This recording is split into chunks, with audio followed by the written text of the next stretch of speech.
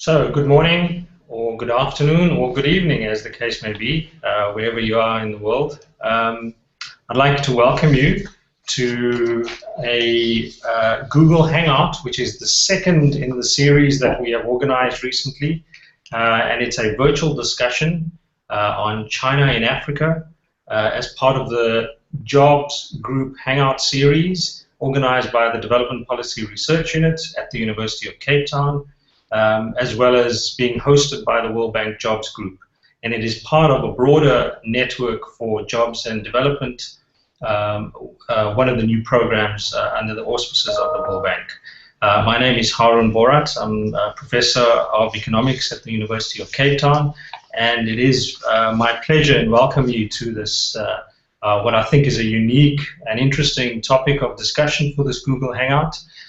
Which is to explore the role of China in Africa, focusing in particular on sub-Saharan Africa.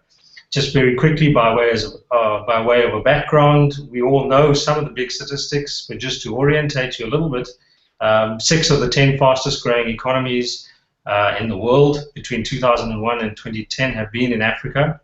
And on the other hand, you've got if you like, the big story in the last 20, 30 years in the global economy has been the rise of China. So on the one hand, you've got a new development, new frontier markets in Africa, and on the other hand, you've got a new global power in the form of China.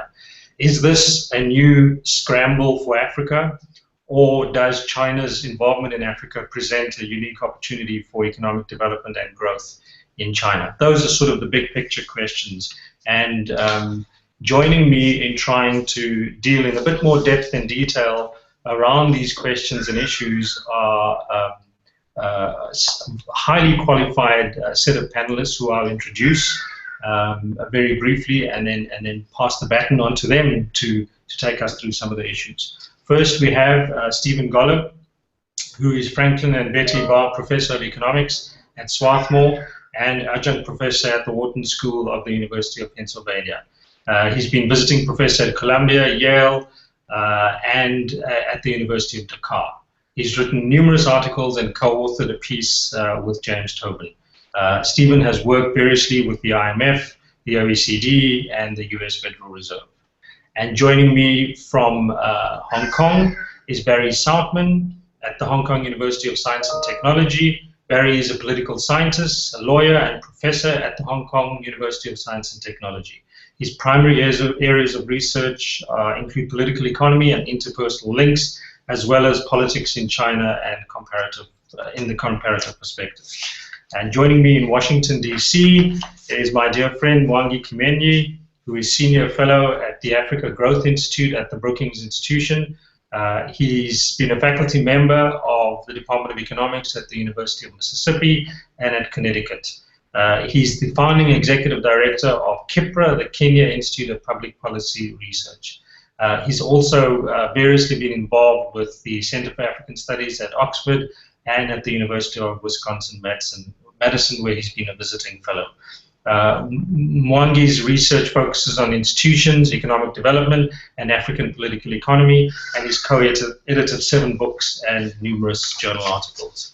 So without further ado, let me proceed immediately to opening our discussion, and I'll turn to Barry and ask you, Barry, can you broadly describe the sort of nature and growth and, if you like, trajectory of Chinese investment in Africa over the last few decades? Well, there's been trade between China and Africa now for around 600 years. But of course, the trade between the two places grew dramatically beginning in the 1990s and grew steadily over the course of the 1990s to 2000s in the present decade, so that now it's reached a level of about $240 billion in trade, which is a fantastic increase over what it was 20 years ago. The trade is fairly diverse, actually, although, of course, most African countries primarily export primary products to China. South Africa is the big exception, of course, in that regard. And China mainly sells manufactured goods in Africa, although a lot of equipment is also sold as well, which contributes to the industrialization of Africa. Now, in terms of investment, it's difficult to say how much investment there is, but it certainly has grown also dramatically in recent years. The present figure is about 25 billion US dollars in investment, which is actually a fairly small amount compared to China's investment in the entire world, only about 4%. Also, Chinese investment in Africa may be as low as 4%, but it may be considerably higher. Because we don't actually know how much there is, because a lot of Chinese investment goes to various offshore banks, particularly in Hong Kong, and then may or may not go to Africa. But there's no doubt that the level of investment has increased dramatically, and it's primarily concentrated now in investments in various kinds of infrastructure and then light manufacturing. So that there is a contribution being made by China in terms of Africa's industrialization, both through the predicates of industrialization, infrastructure building, and then actual industry. Excellent, thanks, Barry. I mean, leading from that, Stephen, turning to you. I mean, Barry's essentially could be arguing that China's investment in Africa is not that big a component of China's overall investment portfolio. But is there something particularly different about China's investment in Africa? I mean, do we find that Chinese entry into the African economies sees those investors from China facing a very different environment to other regions of the world? Is Africa a completely new and different place for them? Yes, thank you, Haroon, for that question. First of all, I think Chinese investors, for the most part, are not going to really be that different than investors in from other countries. As Barry said, the level is difficult to ascertain and actually is not all that high. But by and large, the evidence suggests that Chinese investors are going to behave pretty much like other investors. They're going to respond to the environment in which they face in China, and they're going to look at where the profitable opportunities are. Now, you've got both state investors from China and private investors, but by and large, they're going to be looking to be making money and serving their own interests. There may be a development aid component to that, but by and large, they're going to be looking at where the profit opportunities are. So my understanding is a little bit different than Barry's. I think I agree with him that there's a lot of investment in infrastructure, and that's very, very positive because one of Africa's big needs is infrastructure. But I don't think there's all that much investment in light manufacturing. There's the beginnings of that in a few countries, and there's very small investments for the domestic market. But the overwhelming investment besides infrastructure, and in fact the bulk of it, is in primary products, especially oil, by far the most important, oil and minerals. Of course, as Barry said, China's imports from Africa are overwhelmingly primary products, oil and minerals. China is not that well endowed in raw materials, and they've had tremendous industrial growth, as of course we all know.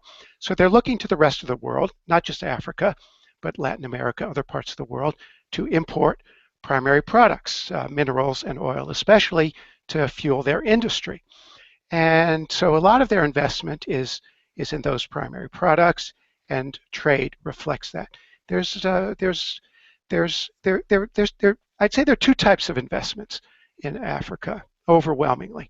First of all, there's tradable goods, and those are primarily in primary products.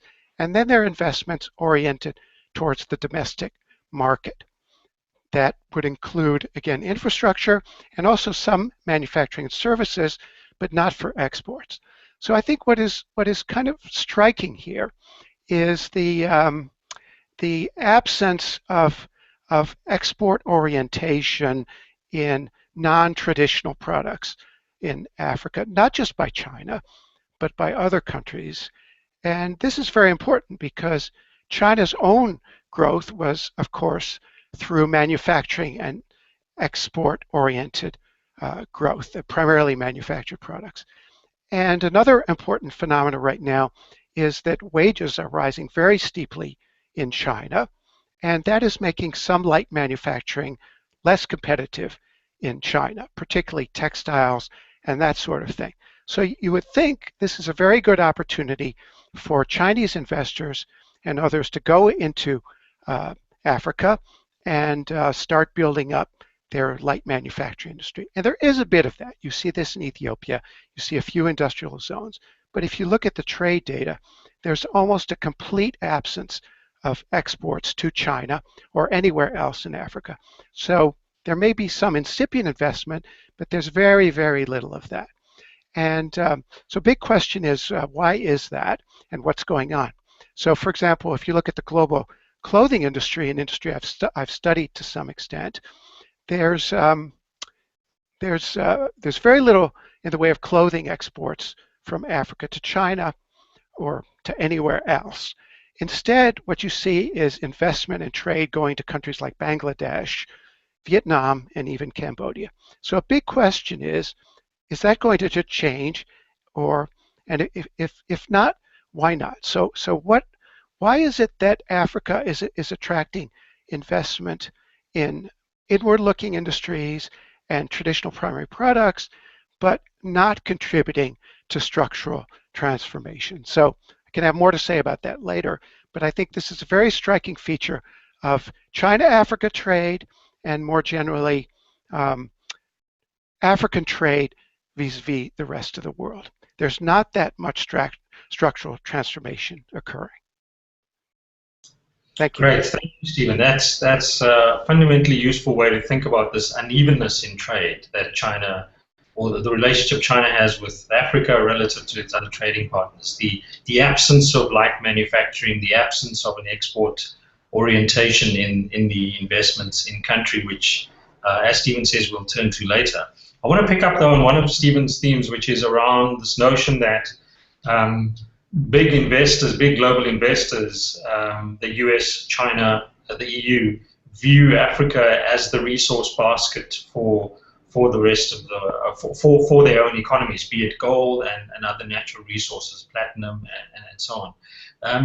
And direct the question to Mwangi and ask him: is this sort of entry of China into the resource enclave that is Africa seen as a threat by the US economy, given that it's relatively new, or is this a notion of China in Africa where the US economy and US lawmakers see this as an opportunity for China and Africa to perhaps broker deals together, with the notion that many of these industries, as Stephen has indicated, that China is involved in, and of course other developed countries are involved in Africa, are essentially license-based industries, which makes the political economy engagements in these countries particularly sensitive. Mwangi? Thank you very much, Harun, and the other panelists. I think this is a very important topic on China in Africa, and particularly focusing on the labor markets. Now, I think the issue of whether, for example, the US, does the US see China as a competitor, or potentially, are there opportunities for collaboration, cooperation? As my colleagues have already talked about, we know that although overall the Chinese investment in Africa, compared to the traditional investors, is actually not that huge, but the trajectory is what is important. What we see in terms of the growth, China has actually performed quite remarkably in terms of investments in Africa. And for the last 20 years, US in particular did not consider this a new threat to US interests. It seemed like it basically ignored what China was doing in Africa. In fact, you would almost you must think that the US didn't really follow up on what was going on. But recently, particularly if you look at Secretary Clinton's visit to Africa, I believe in 2012, and President Obama's visit to Africa in last 2013, every point where they stopped, they were very critical of Chinese investments. They talked about warning Africans to be careful about these new countries coming into Africa for natural resources, and also bringing their own labor.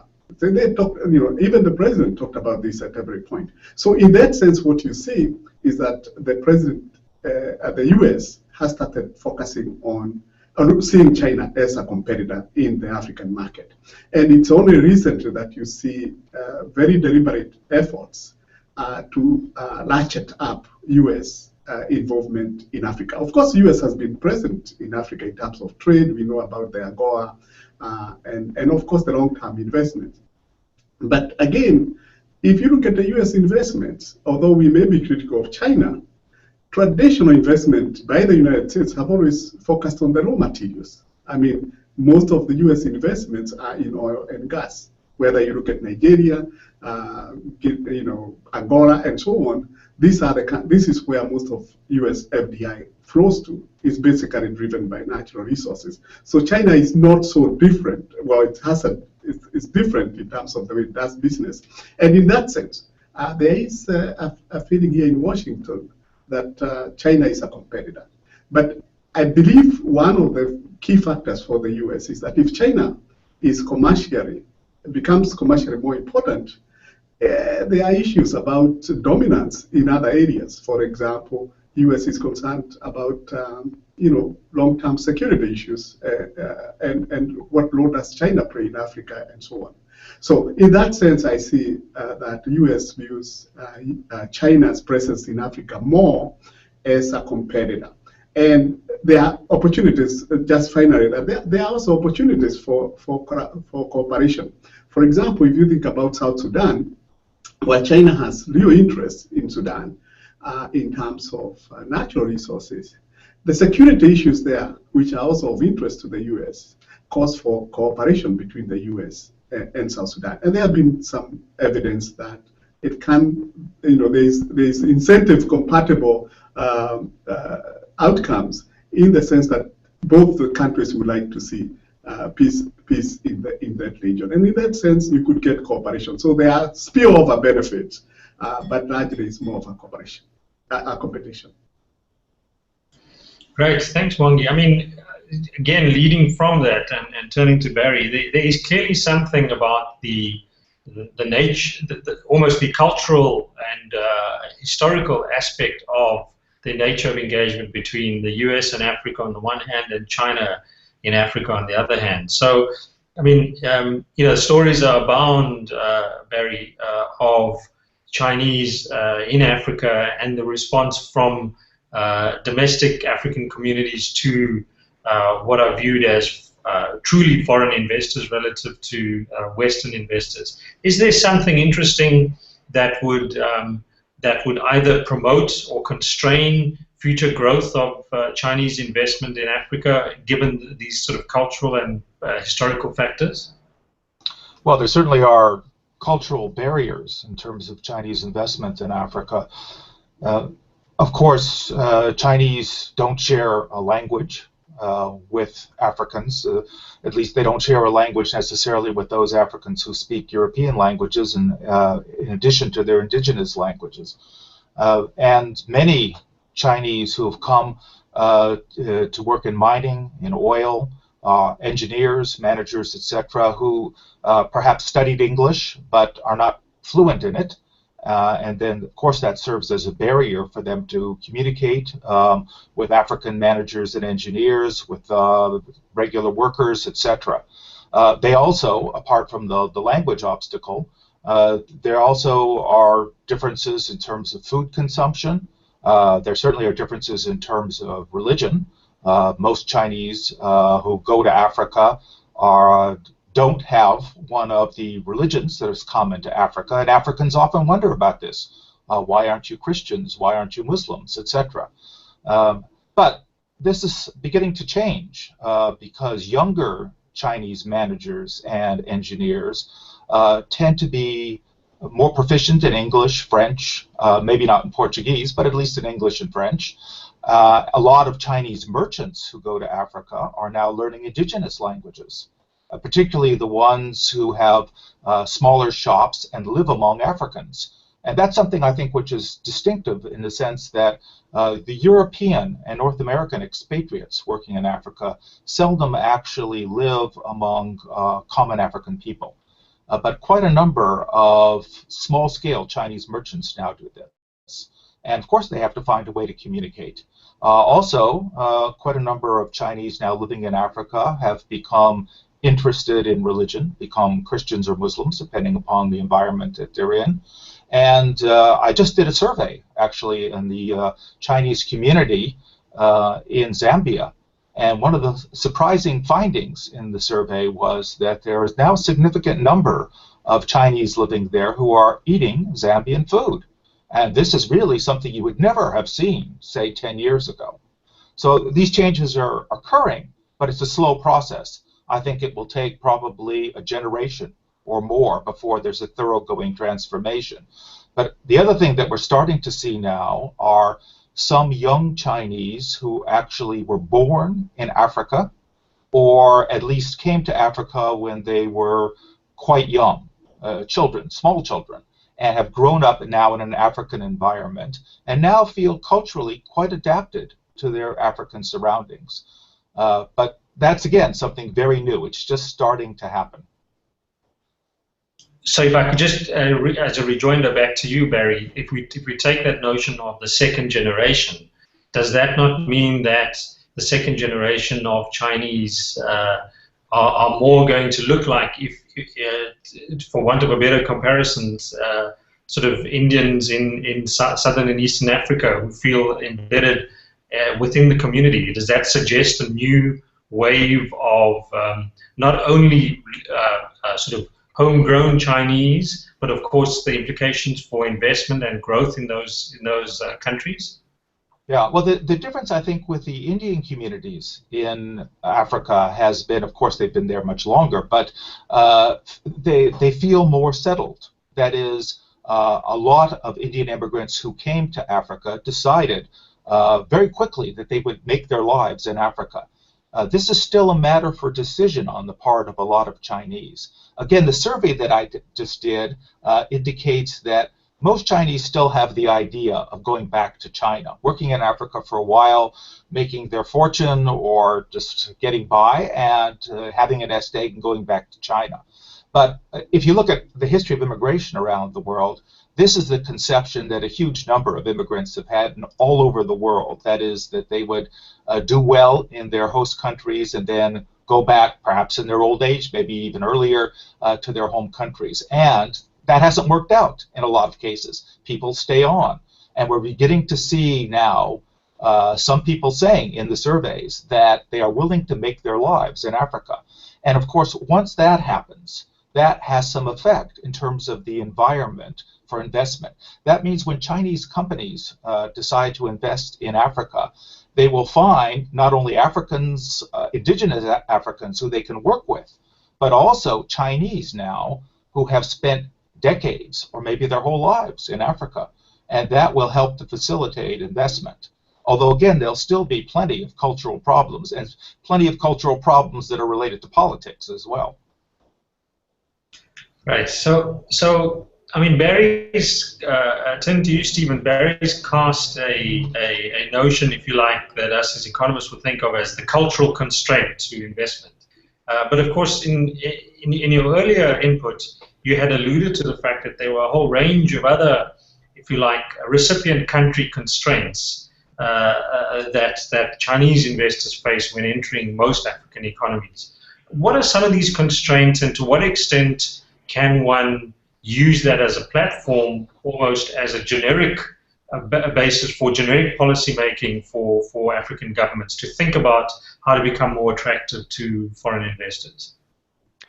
Yes, I very much agree with Barry that as Chinese go to Africa, they will settle there, and that is indeed a very positive influence. You see this with the French and the Lebanese in Africa. There have been various diasporas that have settled into Africa, and they contribute. They bring their knowledge and their contacts, and that's enormously positive. But as you say, there's a lot there are a lot of other factors that one has to consider. And Africa is quite a unique place in which to do business. And the Chinese, I think, are quite adept at figuring this out. And from what I've seen, are adapting quite well. Some of my own research has been in West Africa, in Benin, Togo, and Nigeria, more so on the trade side than on the investment side. And I think it's very interesting to see how all this plays out there.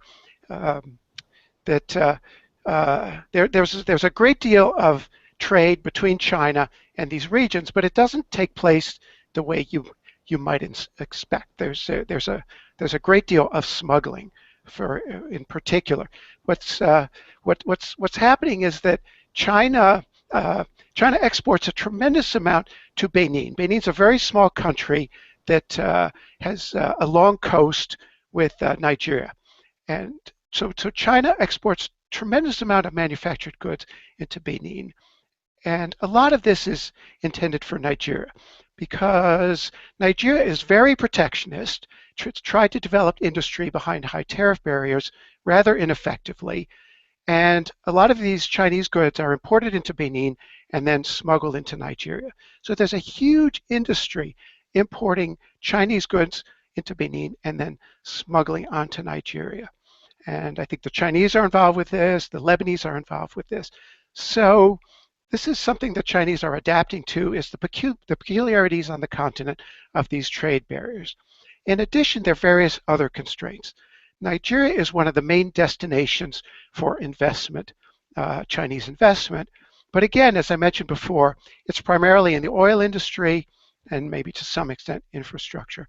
Why is there so little investment in manufacturing, or at least export-oriented manufacturing in China? I think there are a range of constraints in Nigeria and Africa in general. I think Nigeria is a case in point. Very interesting case, of course, because Nigeria is the biggest economy in Africa, the most populous country with tremendous potential, with natural resources, dynamic entrepreneurs, and yet stagnating in some respects in terms of industry. So what are these constraints? Well, I think there are a variety of them. First of all, labor costs turn out to be quite high in Africa, especially compared to countries like Bangladesh and Vietnam. So despite very low per capita incomes, labor costs are very high in industry and the formal sector. Why is this? Well, as Haroon's own research, I think, indicates, in part, some of this has to do with government interventions. Labor regulations in Africa are in some cases very counterproductive, and minimum wages are high. My own research focuses on unit labor costs, comparing labor costs relative to productivity in other countries. And African unit labor costs are in many cases surprisingly high. There are a few exceptions. Ethiopia is increasingly competitive, but many countries have very high labor costs. So when you compare Bangladesh or Vietnam to Africa, Chinese investors or Korean investors are going to tend to go to Bangladesh. Another problem is very weak infrastructure. In particular, transport and electricity. Nigeria, in particular, is known for its power outages, and this is true across the board in Africa. Power outages are just a recurrent phenomena, and that's just a huge red flag for foreign investors. You aren't going to want to set up a manufacturing plant in a country where the power is going on and off. You're going to have to install your own generators, and that's hugely expensive. So infrastructure is a huge problem, and here is where Chinese investors, I think, are making a contribution, especially in transport, but also in electricity. So I think that's a very positive development. Another problem, which is well known, which has improved a bit, but is still very grave, is governance and corruption. Nigeria, if you look at the indicators in Transparency International and others, they've improved, but they're still very poor. And the environment in Africa is very untransparent, very erratic, very changing, and this is a big problem for foreign investors as well as domestic investors. So what you see in Africa is, more so than other regions, the huge growth of the informal sector, because that gets around corruption. About 90% of employment in Africa is informal. You have little pockets of formal sector, but huge amounts of the economy are informal. And again, the little bit that's formal is not export oriented. Finally, as I already alluded, you have very high protection in some countries, very variable degrees of protection, and you have a lot of regional integration on paper, but in practice, it's very limited. So you see very little formal trade amongst African economies, but lots of smuggling. So this is the environment in which Chinese investment and trade is occurring, and I think the Chinese are adapting to this. You see a lot of flows into China, but a lot of this takes the form then of smuggling, as I mentioned before. Thank you. So, Stephen, if I come back to you on that notion of the informal sector, would it be fair if we followed through with the following thesis, I mean, in search of data, as it were, that in the main, Chinese investment in Africa is concentrated disproportionately in the natural resource sector. There's very little in light manufacturing. Most of the employment growth domestically in Africa is in the informal sector and in agriculture. And therefore, Chinese investment in Africa is relatively capital intensive, or put in a different way, the employment elasticity is very low. So you don't really see huge job generation from investment by the Chinese in Africa relative to, say, Bangladesh or Vietnam, where most of the Chinese investment is in light manufacturing type industries. Would that be a correct sort of thesis to work from in search of data? Yes, I think that's absolutely true. I think, as Barry's research has shown, there is employment generation in Africa, and it's not always true that they don't hire local people, but overwhelmingly the investment by China and by other countries. Again, I wouldn't put the blame on China in this regard. I think it's really a generalized problem. Is that what you don't have in Africa, what you've had in East Asia, is export-oriented investment, which creates millions and millions of jobs and brings people out of poverty. If you look at the East Asian path to growth, it started well before China. It started back in the 1950s with Japan, moving to South Korea in the 60s, and then Malaysia, Indonesia, 70s and 80s, and then Vietnam and China, and then in the 80s and 90s, and now Bangladesh and Cambodia. These countries have seen very rapid poverty reduction through export-oriented growth in manufacturing. So what's so distinctive about manufacturing exports, not for the domestic market, but for exports, is it's labor-intensive, and it's conducive to technological upgrading through foreign investment. And so far, there's just very little of that in China. Now, the one thing I would say about that is that it's going to be very difficult for Africa to compete with places like Bangladesh, but Africa has to find a way to create jobs in the formal sector. So what you said is true. Employment is overwhelmingly informal, and this is a huge challenge for Africa. How do you create formal sector jobs? So I don't see China as the source of the problem, nor the remedy for that problem. I think they're helping a bit through the investment in infrastructure. Although even there, I think their investments in infrastructure are largely targeted to countries which have the raw materials, and so getting the raw materials to market. So I think China's helping a bit there. But the issue is, how does Africa follow that East Asian development path? And I don't think China is either the problem or the solution. They can help a bit. I think it's more of a symptom. Right. I think Mwangi, Stephen has alluded to this already, that we shouldn't be seeing China as either the panacea or the unique problem, if you like, constraint to African growth and development. So to some extent, are we overstating the China-Africa relationship? Is this just because it feels like an other, something very different, when in fact it's no different from the US in Latin America, for example. So are we seeing very common trends, interactions between China and Africa, say relative to the US and Latin America? Is this a true reflection of the engagement? I think, in my view, that actually there's an overstatement of China in Africa compared to other investors or other countries that interact with Africa. Now, but there are also, I think, some notable differences that may have been quite interesting in terms of these relationships.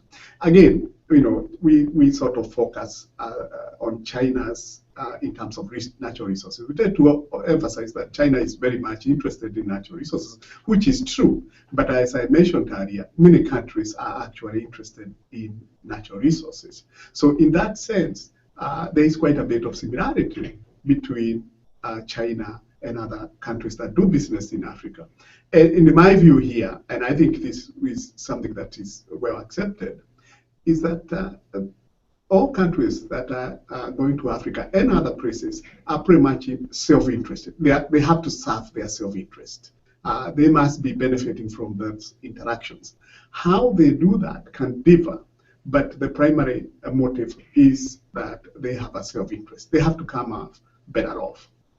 But now, the relation between China and Africa is, in many respects, a bit unique, particularly when you think about its financing mechanisms. For example, the trade, infrastructure for natural resources arrangements.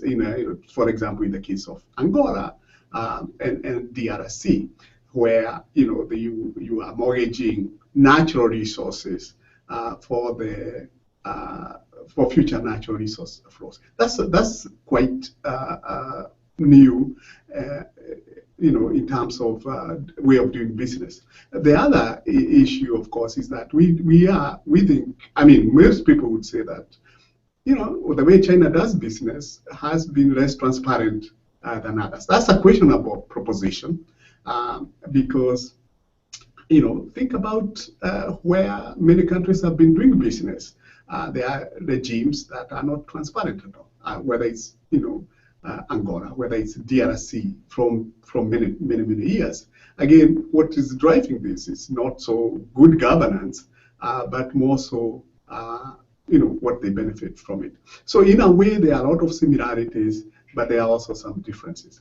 I think the critical one, particularly when it comes to jobs, is whether China is investing in those areas that can create jobs. And I think that's been the primary thrust of this discussion. Is China investing in those areas where we can create more jobs?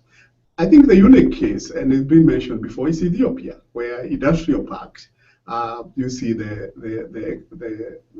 emergence of rather industries that are fairly competitive, and investors there are China, and also emerging other areas like textile and so on. So it can be done, and China can actually support economic transformation in Africa. But if you go through, when we talk about Africa, I think this is a debate that we usually have here in Washington about whether we should be looking at Africa or we should be looking at individual countries. And it does matter how China is doing business in different countries. And here is where I think the onus on whether you are going to get benefits from China's investment remains on the Africans themselves. Whether they are going to have transparent arrangements, whether it's in the natural resource exploitation, whether it's in the areas of investment that they are going to focus on. This is an issue that pretty much will depend on the Africans themselves. And in this sense, I think the opportunity, for example, the coming forum for China-Africa cooperation, the forum that's coming in Cape Town in South Africa in this year, is an opportunity for African countries to discuss with China how best to maximize the relationships, particularly in terms of job creation, because that's a real problem. So overall, I would say that there are unique features of China's relationship with Africa, but by and large, there are a lot of similarities with other investors. So, I mean, would it be fair to say, Wangi, if I come back to you, and characterize the relationship as follows, that when you look at employment creation from FDI by country, China's employment creation rate by country in Africa is not significantly different from any other developed country investor or even developing country investor. Would that be true? Again, first of all, I don't have data to prove this, but if you look at the investment, which is, for example, US investments in Africa, predominant in oil, capital intensive, very low levels of employment. Chinese employment in these sectors is pretty much the same. And you go to many other type of investments in natural resource exploitation, you're going to find that they don't create jobs, particularly the type of jobs that we are looking for, sort of low skill, labor intensive type of jobs. So I don't see much difference in terms of China in terms of job creation in Africa. Now, there are people who have been critical, particularly, I think when President Obama went to Africa, he talked about China bringing invest, for these construction projects, Chinese workers. And I have looked at this casually in terms of, for example, road construction projects, railway construction projects.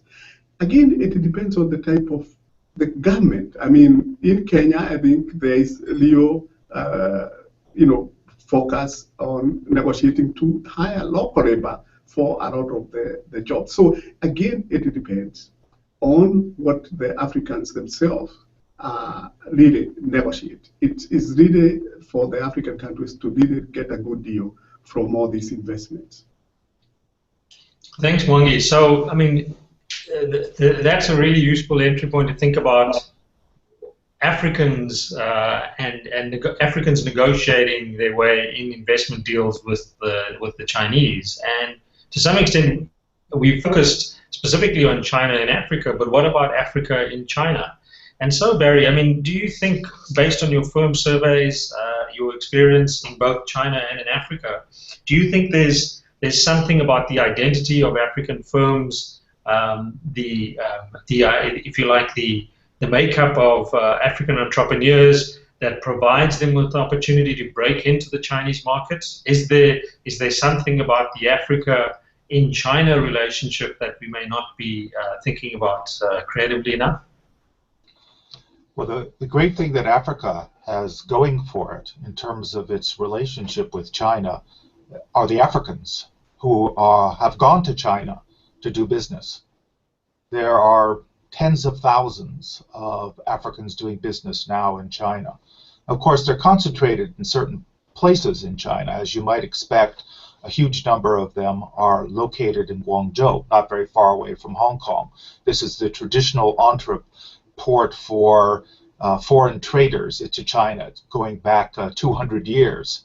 But the result of so many Africans having the experience of studying in China, and there are currently over 30,000 Africans studying in China, and then often staying on in China and doing business in China, and then African experienced entrepreneurs moving from Africa to China to take advantage of direct contacts with factories producing in China to export goods back to Africa. This is a fantastic accumulation of experience, and it's led eventually to some Africans in China now engaging in industrial investment that is moving beyond trade to set up factories themselves in China. I've met with several African entrepreneurs who now have fairly substantial factories, not only in southern China, but in other parts of China as well. And of course, this leads to joint ventures. It leads to trade ventures as well between Chinese in Africa and Africans in China. And the result of all that is that there is now gradually emerging a web of connections that should provide some stepping stone to increasing the level of African investment in China. Of course, there already is fairly substantial South African investment in China, but we're only now beginning to see the shoots of investment from other countries in Africa in China. And that, I think, is in large measure the result of now a couple decades of Africans trading in China and, of course, Africans studying in China. And we should be able to see more of that in the near future. So, Stephen, are you convinced? Do you feel positive about Barry's notion that these green shoots will flower and 1,000 flowers will bloom from Africa in China? Do you think there's something about this human capital accumulation in China that's going to be an engine of growth of manufacturing firms in Africa, then trading with China? Is there a special case again, or do you think there's just too much in terms of the environment for African firms to be as competitive as East Asian firms? Well, I think it's great that Africans are going to China and Chinese are going to Africans, and it leads to a lot of cross-fertilization.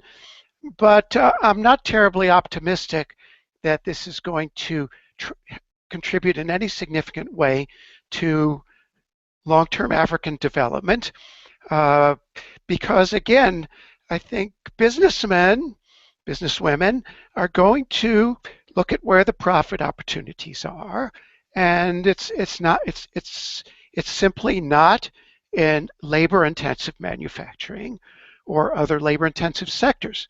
So I don't know all the details of Chinese going to Africa, but I was at a conference last year about smuggling, and there were some anthropologists there, including someone who's, I think, his name is escaping me now, but he's an anthropologist, perhaps the same institute in Hong Kong that Barry's at. And he goes around talking to Nigerian traders in China, and so they're very clever. They're very good entrepreneurs. There's no shortage of entrepreneurs either in China or Africa. So if the economy is lagging anywhere in Africa, it's not because of entrepreneurs. I think everybody's gotten those emails from Nigerians trying to sell you stuff or get you in on various ventures. And various Nigerian entrepreneurs have gone to China, but it's all about importing Chinese goods into Africa and then smuggling them cross-border.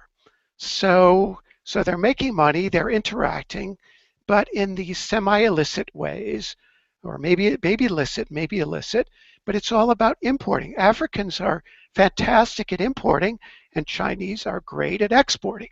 So what you see is these huge bilateral trade imbalances in manufactured goods, and the Chinese and the Africans and traders from other countries are great at facilitating this. And but again, it's not bilateral, just trade. I wrote an article on this smuggling issue that I was telling you about between Benin, Togo, and Nigeria. Again, the tremendous flow of Chinese goods coming into Benin. Benin has the highest share of its trade coming from China. Again, primarily intended for Nigeria. So a few days ago, I got a call from a Portuguese investor, actually, even though I'm just an academic. I don't know anything about actual real-world transactions, but he wanted my advice on how to get into the Nigerian market. He said, He sells plastic, little plastic parts for, I forget for what, washing machines or something, so just some little thing. The globalization of production is all about components and fragmentation of production. And his firm is selling just these little pieces. And he said that, he can't get into Nigeria because of the huge trade barriers. But yet he's gone there and he sees his competitors' products there. So he's wanting to know how to do that. And he said he read my article, which by the way was featured on the BBC. So if people are interested, the BBC wrote a little piece on my smuggling, my smuggling analysis of Benin, Togo, and Nigeria. So he read my thing and he said, "What should I do? Should I set up in Benin?" And so, he called me up and I said, I didn't want to tell him exactly what to do. I'm not a businessman, but I said, yeah, I think you ought to look into Benin. That's what everybody else is doing. So I think the Chinese and other firms are figuring out how to do this, and they're very clever. But is this going to translate into a lot of jobs for Africans? It creates some opportunities in trading, but I don't think it's going to spur export-oriented manufacturing. It's true that in Ethiopia, I think I think the other panelists mentioned this, the Chinese are helping set up industrial zones, and maybe that'll lead to something. But industrial zones are not a new thing in Africa. They've been doing this for 40 years.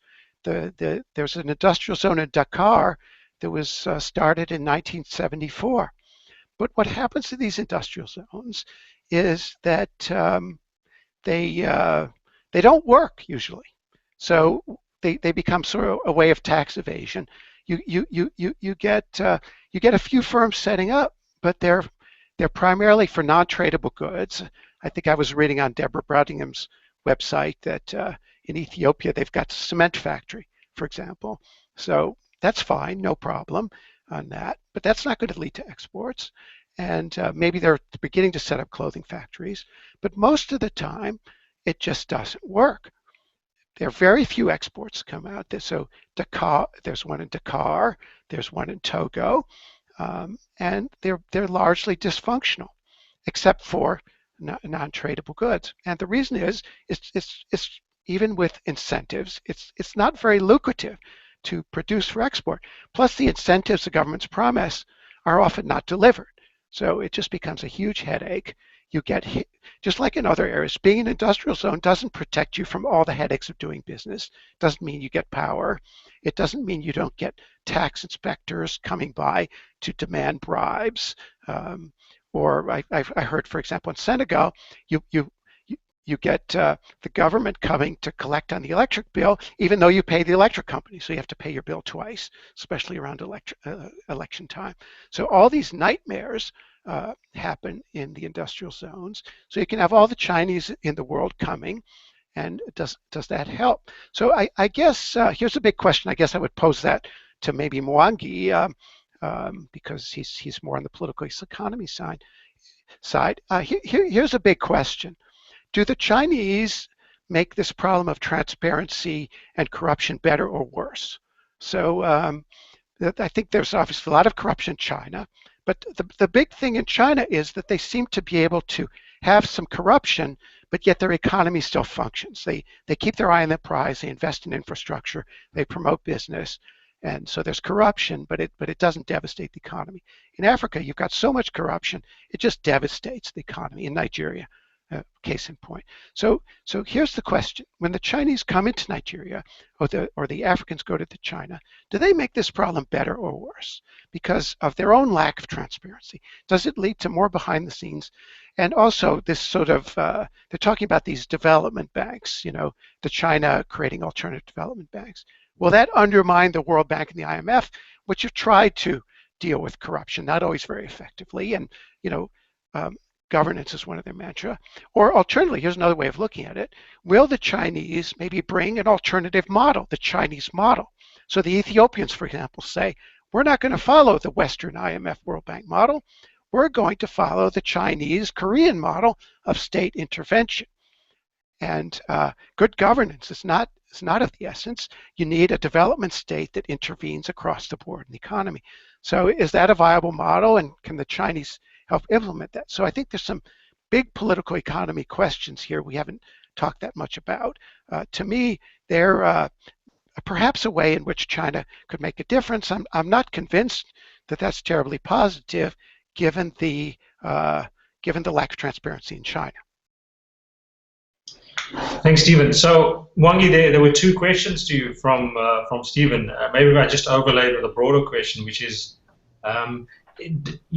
Stephen says that Africans are importers, Chinese are exporters. He said much more important things than that. But if we take that out and say, well, is there a case to be made for an AGOA for China in Africa that facilitates African trade in China? That leads on from Stephen's point, which is that African economies may need special assistance, may need preferential treatment in China. Is there a case for that? Thank you very much. Stephen has raised very important questions that would require you organize another session, because they are very important. They are key to, in fact, everything that we discussed in terms of China, Africa, whether it comes to labor, whether it comes to natural resources and all that. So I may not be able to answer all the questions he raised, but they're actually critical and very important to discuss. But first of all, and I'll probably answer his questions indirectly. U.S. has this agreement, this trade act, the AGOA, that provides for duty-free and quota-free access to American markets from Africa. Over 6,400 products are approved at the AGOA. Now, the number of products that come to the United States are very few, not 1/3 of those products that are approved at the AGOA. And except for South Africa that brings in processed products, manufactured goods, most of others is really oil, natural resources. Okay, they are raw materials. So, and so think about it then.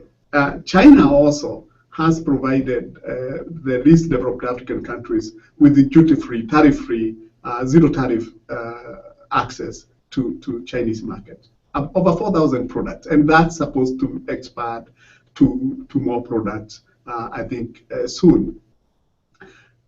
So, but are those products going to lead are Africans going to exploit those opportunities just because they are duty-free, even quota-free? I don't think so. And this is where I think the problem is neither China, is neither United States or the EU. The real problem is actually with us, our economies. And this is the question that Barry, both of the panelists has actually touched on, that the environment for doing business is crucial. The cost of production in Africa is really what will determine the Africa's participation in terms of exports, in terms of the moving up the value chains. But the way it is right now, whether you get duty free, whether you get quota, unlimited in terms of the quantities, I don't think we are competitive enough. So the issue comes back to competitiveness. And that remains a big issue. It doesn't matter which country that you're dealing with.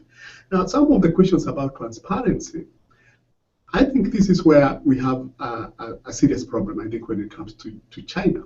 And this is, I think, one of the areas where China has been successful in dealing with Africa, because I think transparency becomes secondary. And for so long as China is able to broker a deal, then it's going to proceed with that. Whether the long-term effects of this, I don't think it can be positive. I don't think that can be a positive in terms of overall economic development. So in this sense, the question that you're talking about, or the question that you're talking about, whether China, we are going to see more, freer trade, more access to Chinese markets. Yes, we are going to see that, but it doesn't mean that Africans are going to take advantage of it just because of the environment within these countries. Thank you, Mwangi. We, ladies and gentlemen, have come to the end of the formal discussion. Before we conclude, I'd like to give the floor very briefly to each of our panelists to reflect on the future of the China-Africa relationship, but ask you to perhaps provide the following question at the back of your minds, or keep the following question at the back of your minds, which is, if you were facing an average government official or a senior government official in an average African economy, what advice would you give them in terms of improving the relationship between China and Africa for the betterment of the African economy you happen to be in?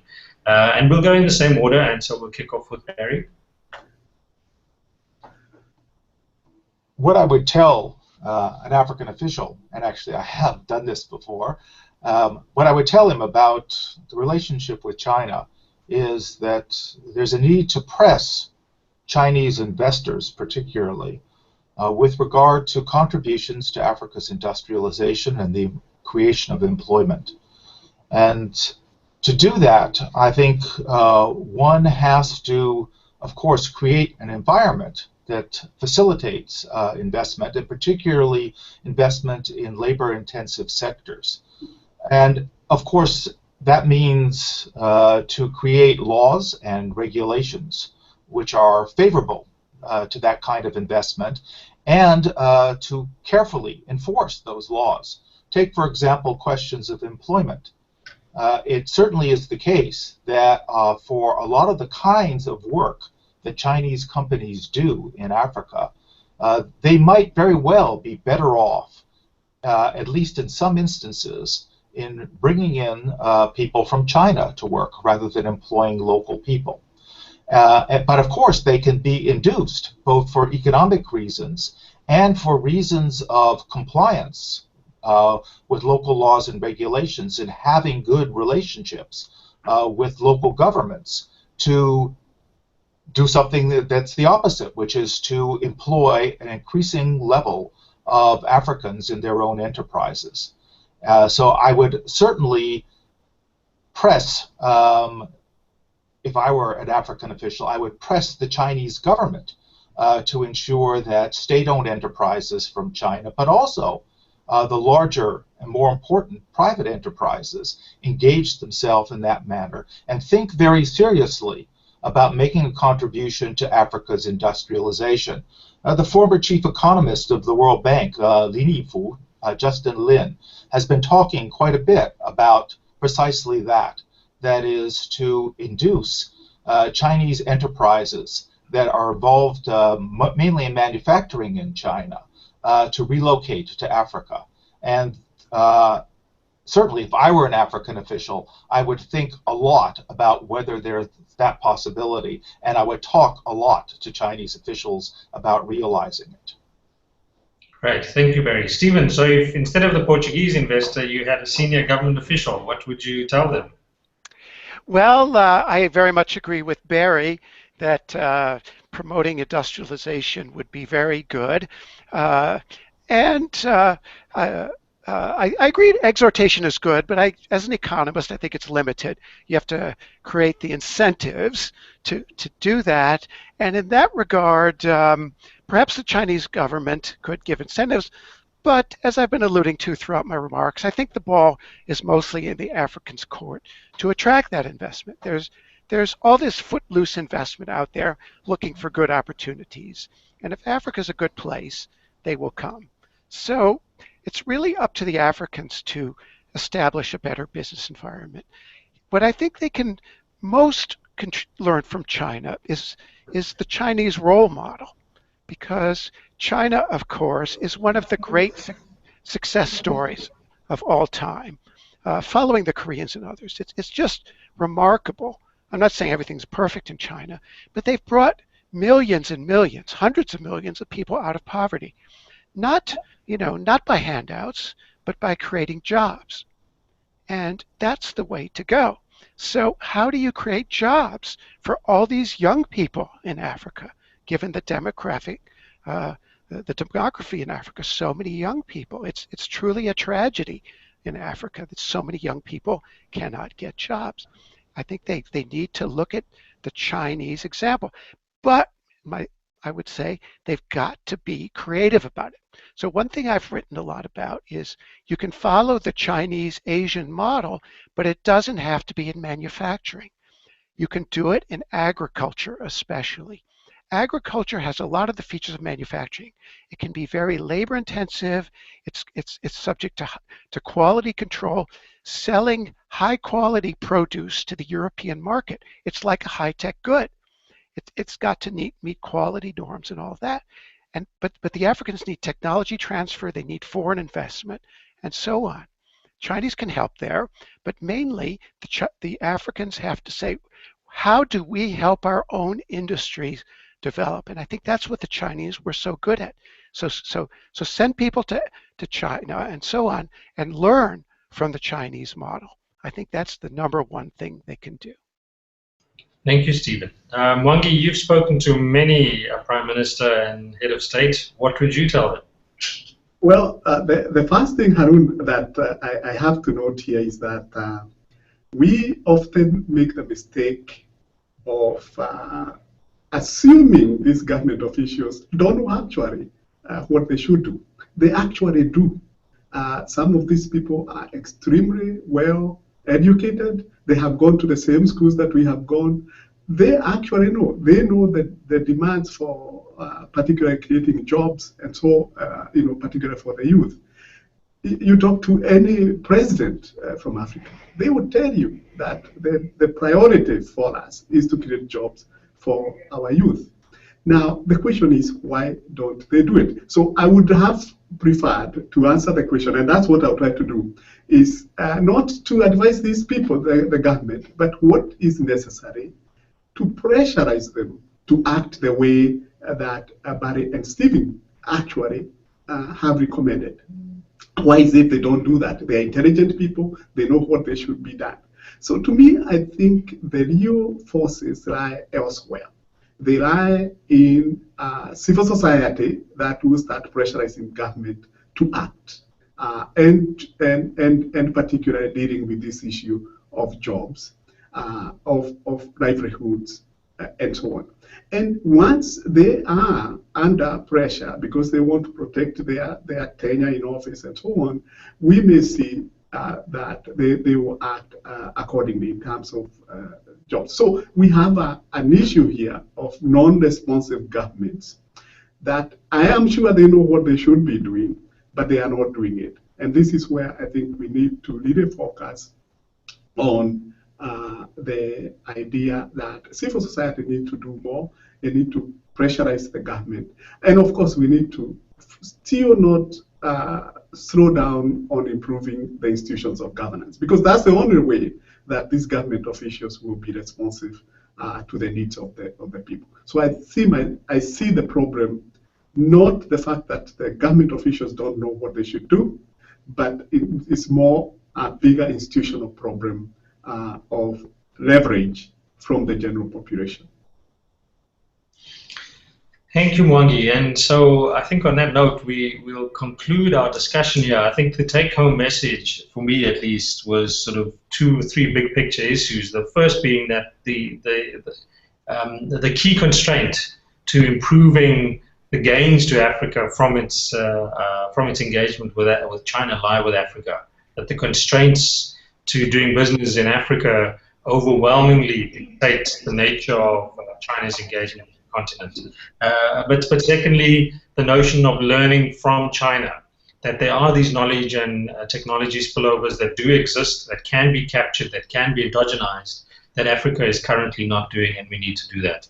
And then the third, looking ahead, is that disproportionately our demographic challenge globally lies within the African continent, that most of the growth in the world's population will come from parts, a few economies, but economies mainly in Africa. And therefore the employment challenge is disproportionately an African challenge. And the role that China plays in that is critical as well. So with that, I'd like to thank my panelists in particular for an excellent set of analytical points, and we hope that we can take this discussion further and I wish you all well. Thank you very much.